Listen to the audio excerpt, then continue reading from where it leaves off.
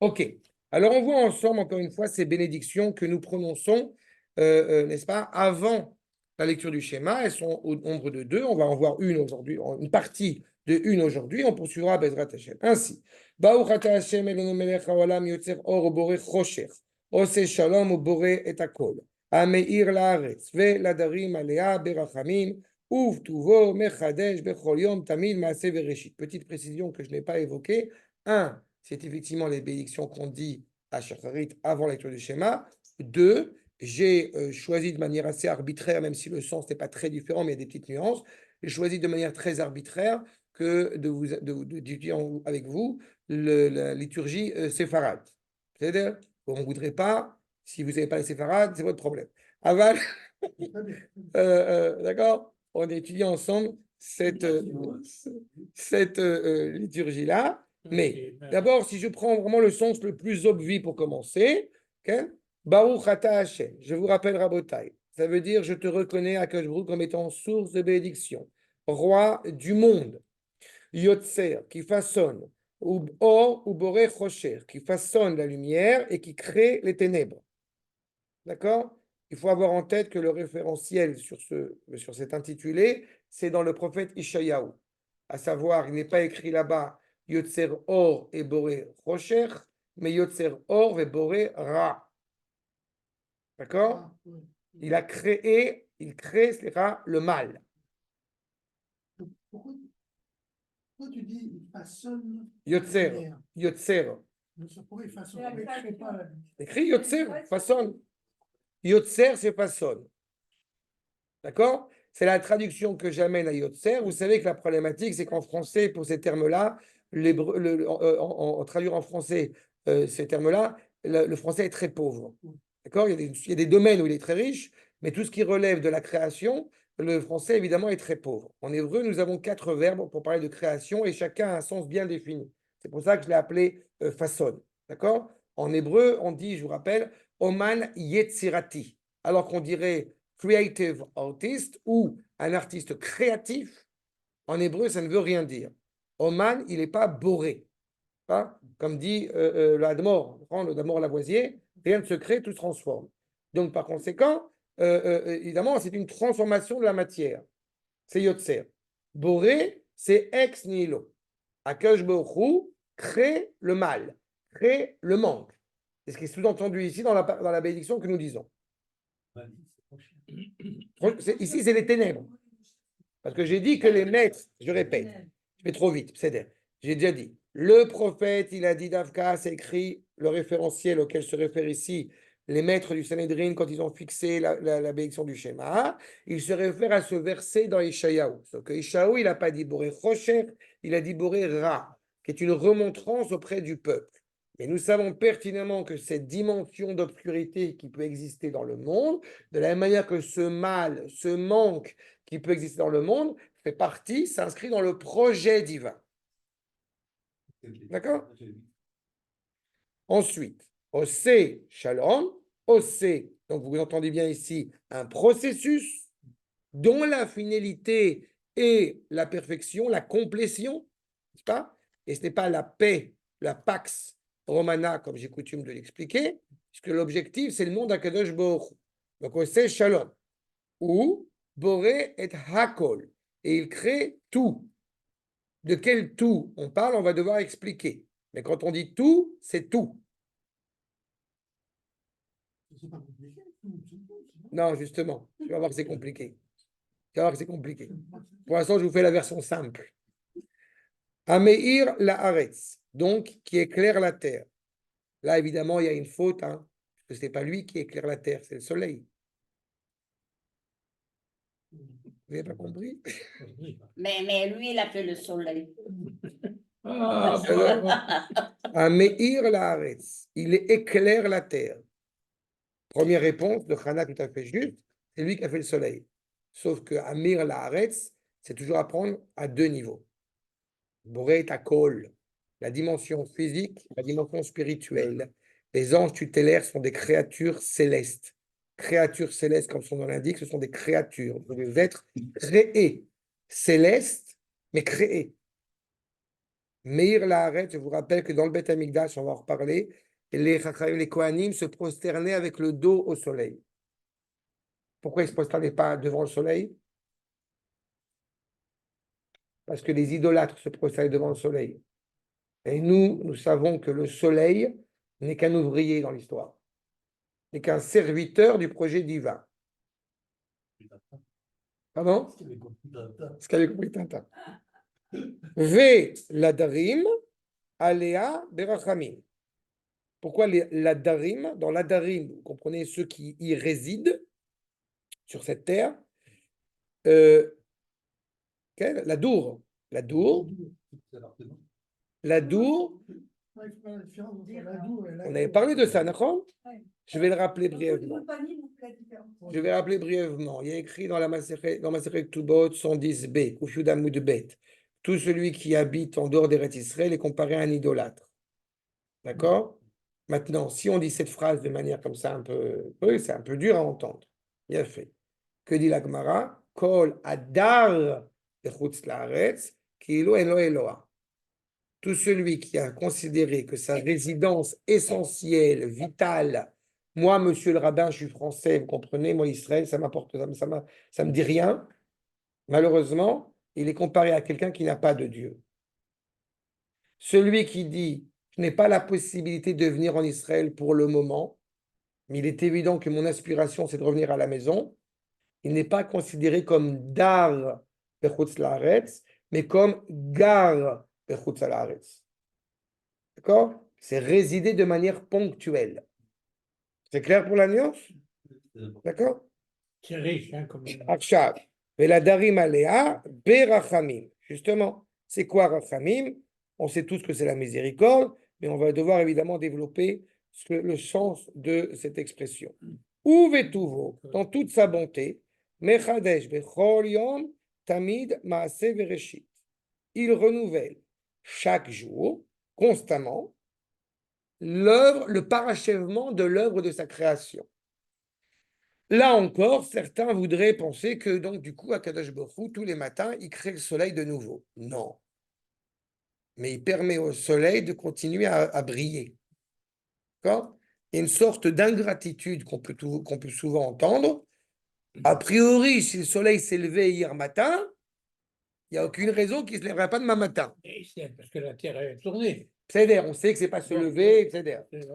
Mais en réalité, vous êtes conscient que rien ne certifie que le soleil va se lever demain matin. D'accord? En tout cas, pas pour que Dieu préserve, pas pour chacun d'entre nous. Mais ça veut dire quoi? Ça veut dire qu'on est reconnaissant avec la miséricorde d'Akadosh Baruch Hu. Et le soleil, encore une fois, ce n'est pas qu'il ne va pas se lever demain matin. C'est que Akadosh Baruch Hu fait en sorte qu'il y a une sorte de cordon ombilical infini qui permet de continuer à perdurer cette création tous les jours. Bechavod.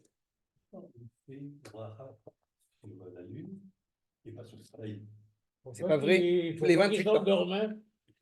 Tous les 28 ans, tu fais la bénédiction sur le soleil. D'accord? Et elle se fait quand la bénédiction sur le soleil? Pas à Tishri. Elle se fait en Nissan. Pourquoi en Nissan? Parce que le monde a été créé pour un Israël. Donc elle se fait en Nissan. D'accord? Dès que la révolution, c'est pas la révolution, mais dès qu'encore une fois, la Birkat Hachama, elle se fait, mais tous les 28 ans. C'est quoi cette histoire de 28 ans? Par rapport à la révolution qu'elle. D'accord? Mais elle se fait en Nissan. On aurait pensé qu'elle devrait se faire en Tishri, mais elle se fait en Nissan. D'accord? Ensuite, Ma Rabou Maasecha Hachem, combien sont nombreux tes créations, tes créatures? Hachem, Kulam Bechokma Asita. Kulam. Tous ont été façonnés avec sagesse. Tu as agi avec sagesse. Même Mahmoud. Melea Aretz, Kinyanecha. Mais on va revenir là-dessus aussi, parce que ce Kulam, il est important. Melea Aretz, Kinyanecha. La terre est remplie d'un lien qui te rattache de manière indéfectible à toi. Là encore, je dois insister sur une nuance essentielle. Vous avez en hébreu Knya et Kinyan. Quand on se marie, on fait un Kinyan. On n'a pas acheté sa femme. Elle ne vaut pas 3 chameaux, la femme. Elle voit un peu plus. Un peu plus. Bien fait. Quelque chose. Si on était dans une knia, ça voudrait dire que je considère que j'ai acquis ma femme. Alors que nous ne parlons pas de knia, mais de kinyan. Ce que j'ai acquis, ce n'est pas ma femme. Ce que j'ai acquis, c'est le lien qui nous rattache l'un à l'autre. À Kadosh Baruch Hu, quand on parle de Ares Kinyanecha, ça veut dire qu'il y a, si je le mets de manière un petit peu, il y a un contrat. Il y a un contrat qui nous rattache l'un à l'autre. Ce n'est pas toi que j'ai acquis. C'est le statut qui nous rattache l'un à l'autre. Et la preuve, c'est qu'il y a l'Aktuba, si je reprends par rapport au mariage, de la même manière qu'il y a le guet. D'accord? Oui, mais tu comprends la nuance. C'est pas, au contraire, c'est tout ce que je dois faire pour que ce contrat, il ne soit pas caduque. Ça veut dire qu'un mari, qui se comporte avec violence à l'égard de sa femme, bah, le contrat, malheureusement, il perd il est caduque puisqu'il n'a pas honoré les clauses du contrat. C'est clair pour la nuance? Et le Kinyalecha, c'est justement ça. C'est qu'il y a un lien qui rattache de manière, encore une fois, fondamentale, la création à son créateur. Mais tu ne te rends pas compte que le monde, il va exploser. Le monde, il va finir. C'est fini les bébés phoques, c'est fini le Covid, c'est fini le je sais pas quoi. Réponse, Melea Haaretz Kinyanecha. Akadosh Baruch Hu, il a assuré que le monde est intimement rattaché à lui pour l'éternité. Notre monde. Ah bah c'est bon, on va s'éclater, on va faire n'importe quoi. Non, c'est pas ce que j'ai dit non plus. C'est là. Je vous avais dit une fois que pendant la période du Covid, il s'est avéré qu'il y a eu une baisse considérable, puisqu'il y avait moins de gens, il y avait moins de gens sur les routes, au niveau des voitures, etc. Il y a une baisse considérable de l'environnement, de la pollution. Ah, la pollution. Évidemment, les accidents de la route aussi, mais il y a exactement, c'est logique. Mais tu te dis, oh, le monde, il est foutu. Comme ça ou comme ça, que je me c'est lui le maître. Amelech, donc le roi évidemment, Ameromam, on n'a pas dit Amelech Amitromem, on n'a pas dit Amelech Gadol, non, Ameromam, Levado Meaz. Depuis quand Akadosh Baruch Hu, il est grand? Depuis que les Arabes le disent. Depuis, Un avant-garde. depuis quand Akadosh Baruch Hu est extraordinaire? Bah, depuis toujours. C'est là. Levado Meaz. Meaz quand? Meaz toujours. Terem kol yetzir nivra. Avant même qu'il y ait une graine, avant même que tu existes, que tu aies pensé à exister, Akadosh Baruch Hu, il est le roi. Meromam levado meaz. Ameshubach, loué, chanté, admiré, amefoar, amitnase, meimot olam. Depuis, on dirait en français la nuit des temps, sauf que ce n'est pas la nuit des temps, c'est les jours des temps. Je me permettrai cette remarque. C'est intéressant quand on dise la nuit des temps. Pourquoi? Parce qu'on croit vainement qu'on sait ce que c'est que l'obscurité. On croit vainement qu'on sait réellement ce que c'est que le rien. On ne sait pas ce que c'est que le rien. D'accord? Quand on parle de la création ex nihilo, il faut toujours avoir en tête que la création ex nihilo, c'est telle que nous la percevons. Parce qu'en réalité, ce n'est pas une création ex nihilo. Il a fallu créer le rien. Donc ça puisse être création ex nihilo. Il y a quelqu'un de Baruch qui peut créer le rien. Tu as tout à fait raison. Tu as tout à fait raison. Tu as tout à fait raison. C'est pour ça que j'insiste sur ce point. C'est pas avant, il n'y avait rien. Nous, on ne crée pas. Exactement. Khazak. Mais avant Bereshit, il y avait une réalité qui a été façonnée, créée par le Créateur, qu'on appelle l'espace vide. D'accord? Donc, quand dit le Rav bien connu, le rabbin bien connu, Michel Colici, qu'au début, à l'origine, il n'y avait rien, pas une mobilette, pas un toquet, il n'y avait rien, d'accord? C'était la zone, comme a dit donc Feu Michel Colucci, eh bien, en réalité, ce n'est pas exact. D'accord? Voilà. On a démontré que Colucci s'est trompé. C'est là. Elohe Olam, Berachamecha Arabim, Rachem Alenu. Dans ta grande miséricorde, sois miséricordieux à notre égard. Je vous rappelle que Rechem, c'est la matrice. La miséricorde est intimement rattachée à la capacité à donner la vie, dans tous les sens du terme. Avram était stérile, Avraham a pu enfanter, Gematria 248, Gematria Rechem. S'il n'y a pas de miséricorde, on n'est pas capable d'éduquer un enfant. D'accord? Agar, mais J'adore quand on me sort cette question-là. Le Midrash dit qu'Avram était Akar. Mais non, mais c'est pas que. Je suis très heureux que tu m'interroges là-dessus. Avram était stérile. Et alors on se dit, mais pourtant il a enfanté Ishmaël. C'est le Midrash qui dit qu'il était stérile. Regarde. Que dit le Rachaim Akadosh? Rav Chaim Ben Attar. C'était important qu'il enfante Ishmaël avant, parce qu'il fallait que sorte le détritus avant que sorte Yitzhak. Obsolète.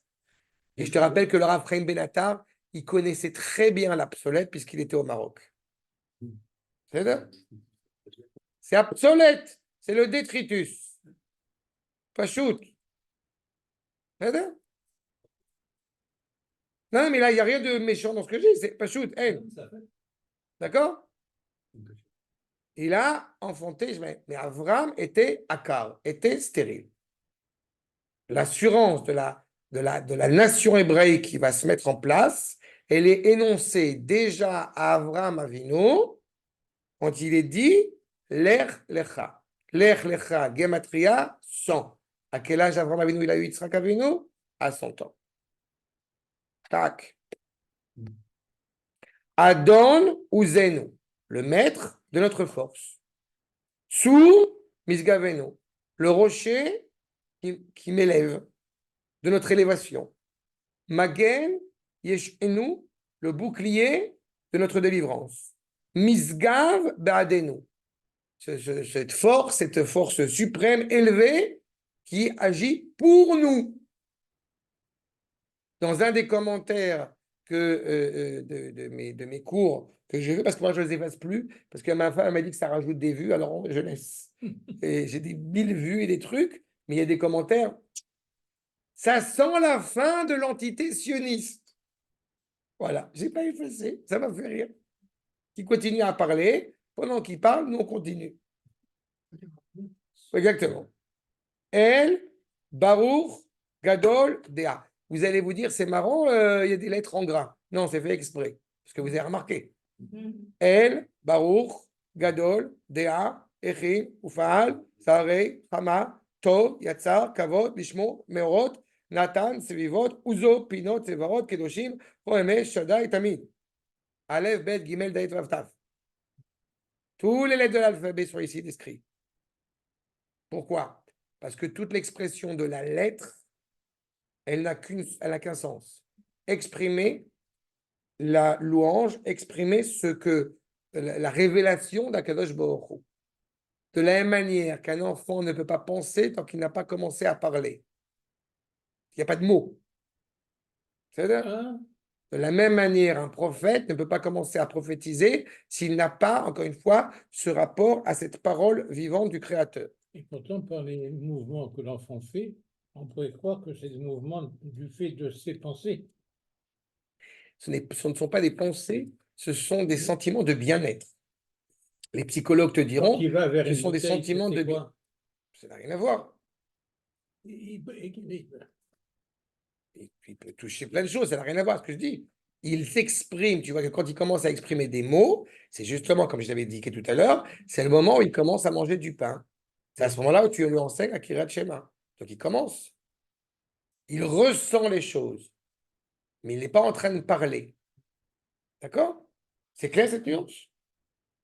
Mon petit-fils, il commence à manger du pain, il parle. Donc, je reprends. Elle, celui pour lequel je suis proche. Baruch, donc reconnaissance reconnue comme source de bénédiction. Gadol, grand. Gadol Dea, donc une connaissance évidemment infinie. Echin, il a tout préparé. Upal, il a agi. Zare Chama, pas toutes les plus grandes luminosités, les plus grands rayons du soleil. Hama, c'est le soleil. Tov, Yatsar, il a façonné le bien pour son honneur. Kavod, Lishmo. Meorot, Nathan, Zivot, Uzo. De ces luminosités, de ces luminaires, il a donné la force à chaque chose. C'est pertinemment les effets bénéfiques du soleil. Pinot, Tsevot. Tous les coins, encore une fois, de sa diligence, de sa force, de son contrôle, de sa détermination, encore une fois, animée par l'expression de sainteté. Pinot, Tsevot, Kedoshim, vous comprenez qu'il s'agit ici des anges tutélaires en haut et de Am Israël en bas. D'accord? Tsevot, Kedoshim. La première, je vous rappelle, qui a utilisé ce terme de Hachem Tsevot, c'est Hana. D'accord? Parce que justement, elle est la mère de celui qui a façonné la royauté, l'entité politique d'Israël, par le biais de Shaoul, par le biais de Shmuel et Shaoul. Romemei Shaddai, donc élevé, si je traduis littéralement, élevé en mont saint, c'est le saint d'Akadosh Baruch Hu, évidemment, auquel nous sommes rattachés. Tamid, constamment, toujours. Mais sa prime, Kavod, El, Ugdushato. On parle évidemment ici des anges tutélaires qui passent leur temps toute la journée, enfin tout le temps, à louer son nom et l'expression de sa sainteté. Tidbarach Hashem Eloheinu, soit loué à Kadosh Baruch Hu, soit chanté. Ba Shamaim, les anges qu'on a évoqués. Je rappelle que le ciel, Shamaim, ce n'est pas Rakia. Okay? On parle de Shamaim, ce n'est pas le ciel. C'est en réalité, c'est où? C'est là-bas. C'est où là-bas? C'est là-bas. Mimeal, donc au-dessus. C'est pour ça que les chrétiens, ils étaient effrayés quand il y avait le voyage sur la Lune. Oh, c'est pas possible, ça va casser la Emouna. Mais non, on s'en fout. Mimeal, ve'al haaretz mitachat. Et sur terre et en dessous. Toute l'entité, encore une fois, dans laquelle nous vivons, au-dessus, on n'est pas des spinozistes, et aussi en dessous, sont totalement rattachés au Créateur. N'est pas la pan... comment c'est dit en français? J'ai oublié le terme. C'est toute la question de Spinoza qui va parler de la présence du Créateur uniquement dans un cadre défini sur Terre. D'accord? Ça s'appelle Panthéisme. C'est ça, panthéisme. Okay. Panthéisme. Panthéisme, pardon. Et on sait pertinemment justement que ce n'est pas Elohim ou Hachem, mais Hachem ou Elohim. La révélation d'Akadosh Baruch Hu en tant que créateur dans ce monde, eh bien, n'empêche en aucune manière la présence d'Akadosh Baruch Hu comme celui qui s'investit dans l'histoire au-delà de l'espace. On appelle en bon français transcendance et immanence. C'est au-dessus et dedans. Donc, me'al hashamaim et mitachat. Al kol shevach ma'aseh yadecha, ve'al more or sheyatzarta hema, ifaucha sela. Pour tout cela et bien plus, eh bien, tu vas être loué. D'accord? Sela, c'est, comme je l'avais déjà indiqué, c'est Sal Hachem, comme dit le Malbim. C'est le réceptacle, c'est l'ustensile pour accueillir pleinement la présence d'Akadosh Baruch Hu. Vous dites ça comme cela parce que quand on traduit Sela en français dans les Bibles, etc. en français, qu'est-ce qu'il y a écrit comme traduction extraordinaire? Sela. Donc c'est clair, évidemment, tout de suite. Moi, je n'ai pas bien compris. Le mot, c'est là. Sal Hachem. Sal, c'est le réceptacle, c'est le panier. D'accord? C'est clair? Top. Maintenant, donc on a bien compris, première chose, ce qui sort de cette première partie de la bénédiction, et vous avez bien compris, il y a deux bénédictions avant la lecture du schéma. D'accord? Avant la lecture du schéma. Ok? Il y a deux bénédictions avant la lecture du schéma. Il y en a une que nous sommes en train d'étudier en ce moment et qui n'est pas encore finie, quand même, c'est pas encore terminé la bénédiction, qui en réalité parle de la présence d'Akadosh Baruch Hu à l'échelle du monde, à l'échelle de l'ordre de la nature. Il y a le soleil, il y a les étoiles, il y a les anges tutélaires, il y a... D'accord? Ça, c'est la première bénédiction. La deuxième bénédiction, elle parle, on le verra, elle parle du peuple juif et de la Torah. D'accord? Le monde a été façonné avec pour cœur et pour centre Am Israël. quand on parle de l'unité absolue du Créateur, elle implique ces deux dimensions. Hachem n'est pas notre Dieu, Hachem est. Et il s'avère que Hachem qui est, comme j'aimerais rappeler le prophète Ishayahu, il sait choisir un peuple, il sait façonner un peuple qui n'a de cesse que de le louer et qui donne sens à ce monde de la nature. D'accord? Donc, évidemment, Akadosh Baruch Hu, c'est le maître des lieux. Mais tu ne te rends pas compte, si on agit comme ça, on va aller, le monde entier va être contre nous? Réponse, bah oui, mais il y a Akadosh Baruch Hu quand même dans le paramètre, il ne faut pas l'oublier. Non, mais tu ne te rends pas compte, on ne peut pas faire la guerre maintenant, il va faire nuit. Ah, voilà, Yoshua, il a réglé le problème, le soleil s'est arrêté. C'est ça, etc., etc. Mais on ne peut pas traverser, il y a la mer. Ah, c'est ça ton problème? D'accord? Attention, il est important de toujours avoir en tête. On n'est pas sommaire à la NES. On est sommaire à la Kadosh Baruch Hu. Ça veut dire qu'on n'est pas en train de dire je vais aller à Gaza avec des pommes et des poires. Oui. Et comme j'ai les Teilim dans la poche, donc ça va. Non, non. Il faut y aller avec des grenades. Si je parle de pommes de poire, on y va avec des grenades. C'est-à-dire beaucoup de grenades. D'accord? Et les Teilim dans la poche. C'est-à-dire Je sais pas d'ailleurs. Mais ça m'intéresse. D'accord? Mais c'est ça qu'il faut bien entendre, évidemment. Parce qu'on a confiance envers Akadosh Baruch Hu. On n'attend pas que, genre, il y a une transformation dans la nature. Comme j'ai souvent dit à des élèves, quand vous avez un examen de maths ou de psychométrie, qu'est-ce que vous faites pour bien vous préparer à l'examen? Vous lisez les Teilim. D'accord? Et comme ça, tu passes le concours pour être ingénieur, tu lis les Teilim, tu vas voir. Tac, c'est fini. Pas besoin de passer. Bon, et j'espère que vous comprenez que je rigole, je vous promets. Je pas comprenez que je suis cynique, que vous ne prenez pas ça au sérieux. D'accord? Toi, Eliette, quand tu as fait pour être avocate, tu as lu les Teilim, tu n'as pas étudié le droit.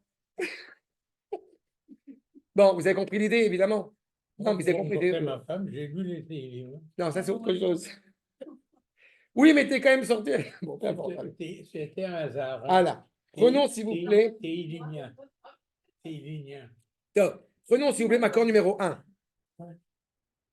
Dans Ishayahu, ce que j'évoquais à l'oral. Vous voyez le verset. Yotzer or, ubore chosher. Ose shalom, ubore ra. Ani Hashem, ose kol ele. D'accord? C'est Akadosh Baruch Hu qui, encore une fois, il n'y a rien qui peut exister dans le monde sans qu'il y ait la moindre expression de la volonté d'Akadosh Baruch Hu de n'importe quelle mesure, dans n'importe quel niveau que ce soit. Quand j'ai parlé de la sagesse des nations, enfin la sagesse des nations, quand j'ai parlé d'une étincelle, entre guillemets, divine, qui peut être présente dans chaque élément de la création, c'est que si effectivement il n'y avait pas ces étincelles-là, la créature ne pourrait pas exister en aucune manière. Que ce soit la fourmi, la pomme de terre, que vous voulez. Que nous dit Rashi? Yotzer or la tzadikim. Ubore chosher les Bavel. Ceux qui sont animés par la justice sont éclairés. Ceux qui sont animés par faire le mal sont évidemment dans l'obscurité. D'accord? C'est clair sur ce point? Non, C'est évident. Ah, c'est pas évident ce que je dis? Si, c'est un peu trop évident. C'est pour ça que j'ai dit que c'est pas facile. Rachid, c'est pas facile. Ah non! Non, mais tu comprends que c'est très compliqué de. Combien de fois on a été confronté à cette question-là, de dire il était où Dieu pendant la Shoah? C'est ça la problématique. Donc l'obscurité, on la connaît, on la voit de près. Mais on doit être conscient que d'ailleurs tout ce processus-là, il y a clairement la présence indéfectible et ineffable d'Akadosh Baruch Hu. Constamment. On ne peut pas dire Dieu il est parti en vacances. Ça n'a pas de sens. Du point de vue du monothéisme absolu hébraïque, ça n'a pas de sens. D'accord? Justement, voilà, ces termes-là, il s'est retiré. Tu comprends que ça n'a pas de sens. Il ne peut pas y avoir de scission entre le créateur et la créature. Il peut être révélé, il peut être voilé, mais sa présence est, encore une fois, absolue. C'est ça qu'il est en train de nous dire. Évidemment, quand on est en train d'être animé à faire le bien, on agit dans ce sens. À l'inverse, on peut, entre guillemets, faire d'une réalité d'avoir l'impression d'être dans l'obscurité. Qui est dans l'obscurité? Akadosh Baruch Hu, il est immuable, il ne bouge pas, d'accord? Donc, qui s'approche ou s'éloigne d'Akadosh Baruch Hu? C'est nous. Et comment on peut s'approcher ou s'éloigner d'Akadosh Baruch Hu? C'est un sentiment subjectif. Dieu, tu m'as abandonné. Eli lama azaftani. Il y a un sentiment personnel d'avoir un sentiment d'éloigner d'Akadosh Baruch Hu parce que on est, comme on dit en Fennesh. C'est pas le mouvement qui On est on n'est pas bien.